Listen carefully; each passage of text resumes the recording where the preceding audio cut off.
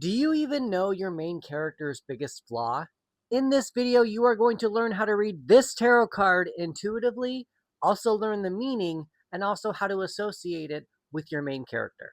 A little caveat, I am creating a mermaid character. You may not be creating a mermaid character, and if you do the spread it's in the description box, you may get a completely different card. But the process that I go through right now is how I read a tarot card and how I associate it with all of my creative writing projects. I'm Chris, and I am a certified tarot reader, and I am building a community on my website where I am bringing writers and tarot readers together who use tarot to enhance their creative writing process. So let's get into this. To begin reading this card intuitively, we're going to read it with our six senses. Yes, six. What do we see, hear, feel emotionally, feel physically in the card, taste, and smell? So what do I see? I see a mermaid looking in front of a mirror. Obviously, this mermaid doesn't like who they're seeing. I feel like I know this is the Lover's card, but I'm seeing that this is like I'm seeing like body dysmorphia. What do I hear? Probably just water. It looks pretty calm. It doesn't look like anything too major is going on. It seems like just calm waters. What do I feel emotionally? Again, I feel a little bit of a loss. I feel some depression going on here, which is rather interesting to get for the Lover's card, but we're going to get to that. What can I feel actually physically in the card? I might be able to feel my hand actually touching the mirror. I probably feel the water flowing around my skin a little bit. Maybe the fish. Maybe there's a fish that kind of the scales go across the skin of my body a little bit. What else do I feel? I can't see the other hand, but I wonder if I can feel the sand at the bottom of the ocean as well in my other hand. What do I taste? I taste seawater. That's really all I get from this deck is always just seawater. I might be able to taste, I don't know. It feels weird to actually have a mer person eat seafood, but I wonder if I can taste the fish that are actually floating around me. It feels a little carnivorous, but I wonder if that is something that I can taste. And what do I smell? I smell seawater. Again, I smell salt.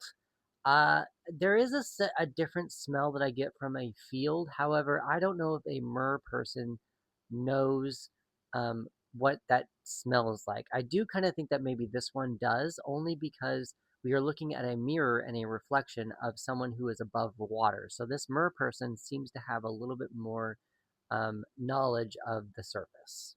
So now let's create a small short story within the card just to kind of get a little bit more of a feel about what the card is trying to tell us.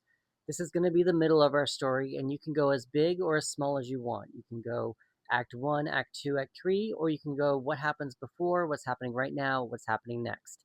So for me, I am kind of getting what's happening before is kind of like someone who says a mer community who says don't go to the surface. This person actually wants to go to the surface. That's this here now. Like maybe it feels a little bit Arielish kind of thing from the Little Mermaid. Like this mirror might have fallen off of the ship, and now they are seeing someone from another perspective or seeing someone from the surface. And then what would come next to me would maybe be a way of probably even going Little Mermaid area, actually going to someone to see how we can go see someone from the surface. I still kind of feel a little bit of body dysmorphia, like what I mentioned at the beginning. It feels a little bit like a trans story, a little bit only, but with the lovers, it does almost feel kind of longing, like maybe there was a longing of like I've met this person before, um, and now I can't see them anymore. That kind of a thing. All right, so let's talk the meaning of the Lover's card. The Lover's card is one of the major arcana cards, and the major arcana cards in the tarot are the bigger lessons of life. Now, the Lover's card is actually more associated with dedication.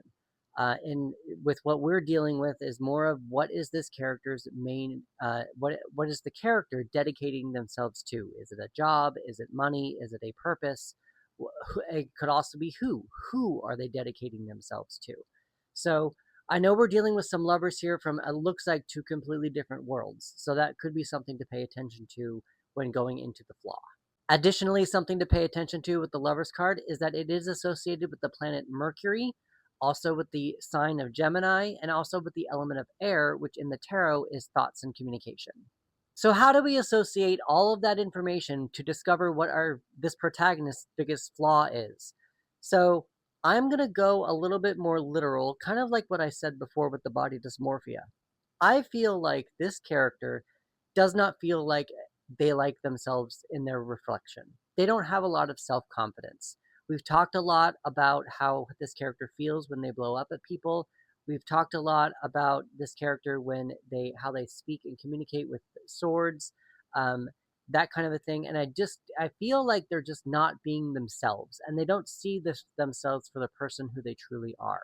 They're not their biggest flaw. I know it's upright. It almost feels like they don't know what to dedicate themselves to. I don't know that they have their own space to dedicate themselves to anything.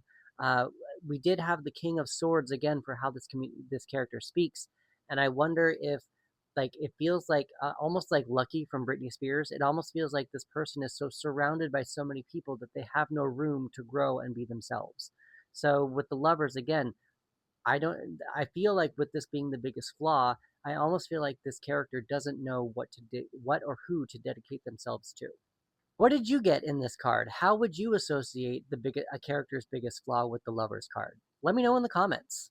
If you are enjoying learning how to read tarot cards in this way, maybe you want to enhance your creative writing process, maybe learn some tarot cards, meet some other writers, maybe have a little bit more access to me and a little bit more help from someone who knows a little bit more about tarot for your creative writing process, consider joining that narrative flow community that I mentioned at the beginning of the video. I would love to have you in there. In the next video, we are going to be discussing what is this character running from, and I'll see you there.